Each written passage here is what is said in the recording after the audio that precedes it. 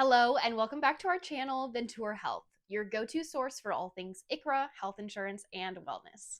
I'm Lori, and today we're talking about what expenses are eligible for reimbursement under an individual coverage health reimbursement arrangement, or ICHRA. As a reminder, ICHRAs are employer-sponsored health benefits that allow employees to use pre-tax dollars to buy their own health insurance plan off the state exchange.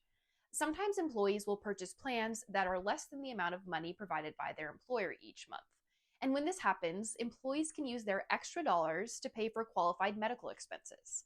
At Ventura, we call this your health wallet. Let's simplify this with an example. Linda gets $1,000 from her employer each month to buy health insurance. She chooses a plan where her premium is $500 per month. This means Linda has an extra $500 that will go into her health wallet account every month.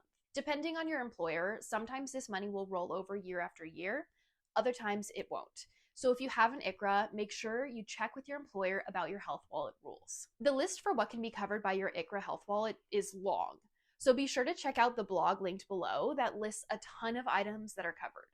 But to name a few items that are covered, things like acupuncture, birth control pills, weight loss and weight management drugs, vision and dental care, therapy, and in vitro fertilization. Having access to a health wallet is a great way to meet your healthcare and wellness goals by using the extra money in your account towards what matters most to you. Be sure to check out our full list of what is and isn't available to you with your ICHRA health wallet at the link below. Don't forget to hit that like button if you found this video helpful, and subscribe to our channel for more valuable health insurance content.